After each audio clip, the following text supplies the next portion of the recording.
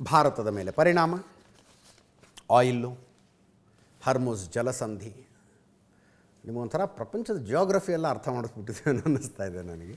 ಯುದ್ಧ ಶುರುವಾದಾಗಿನಿಂದ ಭಾರತದಿಂದ ಮೇಲ್ಗಡೆ ನೋಡಿ, ಇದು ಈ ಎಲ್ಲೋ ದೂರದ ಕಥೆಗಳನ್ನು ಹೇಳ್ತಾ ಇದ್ದೀವಿ ಅಂತ ಅನಿಸುತ್ತೋ ಏನೋ ಕೆಲವರಿಗೆ.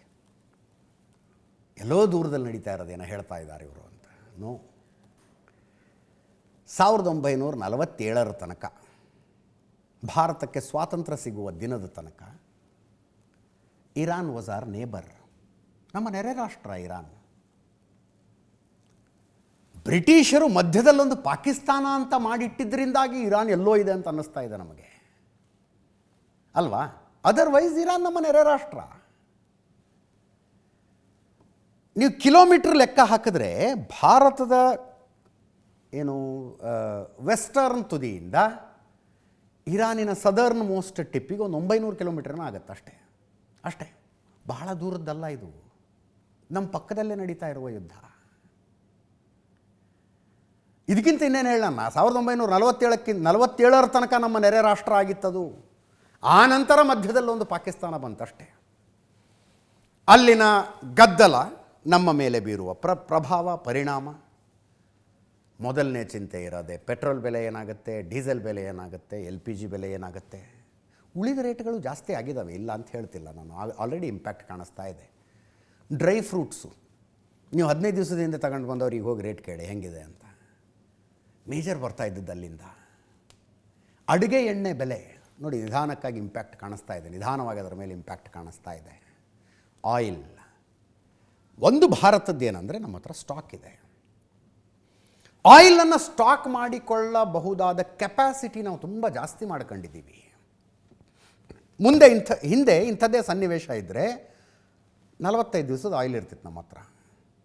ನಾವು ನಮ್ಮ ಆಯಿಲ್ ಸ್ಟೋರೇಜನ್ನು ಜಾಸ್ತಿ ಮಾಡಿಕೊಂಡ ಕಾರಣಕ್ಕಾಗಿ 74 ದಿವಸದ ತನಕ ಚಿಂತೆ ಇಲ್ಲ ಅನ್ನೋ ಪರಿಸ್ಥಿತಿಗೆ ಬಂದಿದ್ದೀವಿ. 74 ದಿವಸದಲ್ಲಿ ಏನೋ ಒಂದು ಬಗೆಹರಿಯುತ್ತೆ ಅಂತ ಈಗ ಒಂದು ಸಿಲ್ವರ್ ಲೈನಿಂಗ್ ಕಾಣಿಸ್ತಾ ಇದೆ. ಒಂದಲ್ಲ, 2 ಸಿಲ್ವರ್ ಲೈನಿಂಗು. ಒಂದು, ಹಾರ್ಮುಜ್ ಜಲಸಂಧಿಯಲ್ಲಿ IRGC ಹೇಳ್ತಾ ಇದೆ, ನಾವು ಅಮೇರಿಕಾ ಮತ್ತು ಯುರೋಪಿಯನ್ ಯೂನಿಯನ್ಗೆ ಹೋಗ್ತಾ ಇದ್ದ ಹಡಗುಗಳನ್ನು ಮಾತ್ರ ನಿಲ್ಲಿಸ್ತೀವಿ ಅಂತ. ಅಮೇರಿಕಾ ಮತ್ತು EU ಯುರೋಪಿಯನ್ ಯೂನಿಯನ್ಗೆ ಹೋಗ್ತಾ ಇದ್ದ ಟ್ಯಾಂಕರ್ಗಳನ್ನು ಮಾತ್ರ ನಿಲ್ಲಿಸ್ತೀವಿ, ಉಳಿದ ಟ್ಯಾಂಕರ್ ಹೋಗೋಕೆ ಅಡ್ಡಿ ಇಲ್ಲ ಅಂತ. ಅದೊಂದು ದೊಡ್ಡ ರಿಲೀಫ್ ಅದು ಭಾರತಕ್ಕೆ. ಹಾರ್ಮುಜ್ ಜಲಸಂಧಿಯಲ್ಲಿ ನೆನ್ನೆನೇ ಹೇಳಿದೆ, 700 ಆಯಿಲ್ ಟ್ಯಾಂಕರ್ಗಳು ಸಿಕ್ಕಾಕೊಂಡಿದ್ದಾವೆ. 700. ಅವುಗಳಲ್ಲಿರುವ ಒಟ್ಟು ಭಾರತೀಯರ ಸಂಖ್ಯೆನೇ 23,000.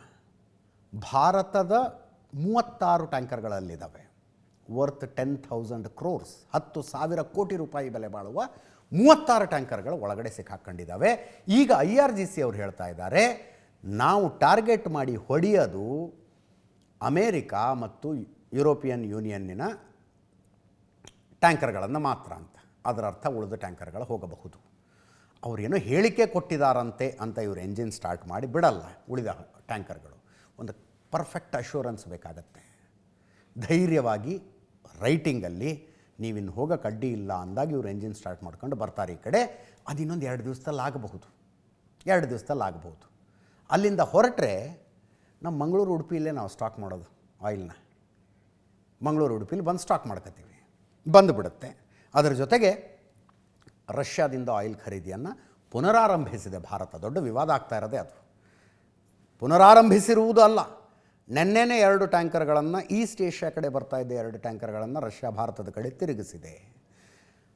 ಅಮೇರಿಕದ ಹಣಕಾಸು ಸಚಿವರ ಈ ಟ್ವೀಟು, 30 ದಿನಗಳ ಕಾಲ ಅವಕಾಶ ಕೊಡ್ತೀವಿ, ಭಾರತ ಇನ್ನು ಇದನ್ನು ರಷ್ಯಾದಿಂದ ಆಯಿಲ್ ಖರೀದಿ ಮಾಡಬಹುದು ಅಂದರು ಅವರು. ಭಾರತದಲ್ಲಿ ಪ್ರಶ್ನೆ ಹೇಳ್ತಾ ಇದ್ದಾರೆ, ವಿಪಕ್ಷಗಳಷ್ಟೇ ಅಲ್ಲ, ಜನಸಾಮಾನ್ಯರು ಕೇಳ್ತಾ ಇದ್ದಾರೆ, ಏನಿದು ಅಮೇರಿಕಾ ಹೇಳ್ತಾ ಇರೋದು ಭಾರತ ಇನ್ನು 30 ದಿನ ರಷ್ಯಾದಿಂದ ಆಯಿಲ್ ಖರೀದಿ ಮಾಡಬಹುದು ಅಂದರೆ? ನಮ್ಮ ದುಡ್ಡು, ನಮ್ಮ ರಿಕ್ವೈರ್ಮೆಂಟು ನಮಗೆ ಕೊಡ್ತೀವಿ ಅನ್ನೋದಕ್ಕೆ ರಷ್ಯಾ ತಯಾರಿರುವಾಗ ತಗೊಳ್ಳ ಬೇಡವಾ ಅಂತ ನಾವು ಅಮೇರಿಕನ್ ಕೇಳ್ಬೇಕಾ ಅಂತ? ತಗೊಳ್ಳ ಬೇಡವಾ ಅಂತ ಅಮೇರಿಕನ್ ಕೇಳ್ಬೇಕಾ? ಸಹಜವಾಗಿ ಬರುವ ಪ್ರಶ್ನೆ.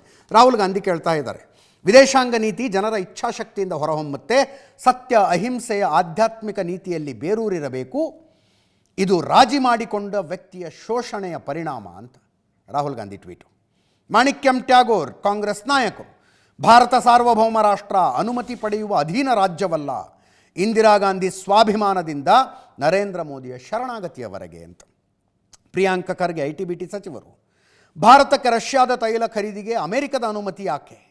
ಅನುಮತಿ ನೀಡಲು ಅಮೆರಿಕದ ಖಜಾನೆ ಕಾರ್ಯದರ್ಶಿ ಯಾರು?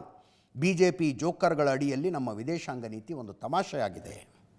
ಅದಕ್ಕೆ ಪ್ರದೀಪ್ ಭಂಡಾರಿ, BJPಯ ರಾಷ್ಟ್ರೀಯ ವಕ್ತಾರರು ಹೇಳ್ತಾರೆ, ತೈಲ ಕೊರತೆಯ ಬಗ್ಗೆ ನಕಲಿ ಸುದ್ದಿ ಹರಡುವ ಮೂಲಕ ಭೀತಿಯನ್ನು ಸೃಷ್ಟಿಸಲು ಬಯಸಿದ ಭಾರತ ವಿರೋಧಿ ರಾಹುಲ್ ಗಾಂಧಿ ಮತ್ತು ಕಾಂಗ್ರೆಸ್ಸಿನ ಮುಖದ ಮೇಲೆ ದೊಡ್ಡ ಮೊಟ್ಟೆ. ಇದು BJPಯ ರಾಷ್ಟ್ರೀಯ ವಕ್ತಾರ ಪ್ರದೀಪ್ ಭಂಡಾರಿ ಅವರ ಟ್ವೀಟ್. ಇದು ಡಿಬೇಟೇಬಲ್ ವಿಷಯ, ಚರ್ಚಿಸಬೇಕಾದ ವಿಷಯ, ಚರ್ಚೆ ಮಾಡೋಣ. ಇದರೊಂದಿಗೆ ಇವತ್ತಿನ ನ್ಯೂಸ್ ಅವರು ಮುಗಿಸ್ತಾ ಇದ್ದೀನಿ. ನೇರ ದಿಟ್ಟ ನಿರಂತರ ಸುದ್ದಿಗಾಗಿ ನೋಡ್ತಾ ಇರಿ ಏಷ್ಯಾನೆಟ್ ಸುವರ್ಣ ನ್ಯೂಸ್.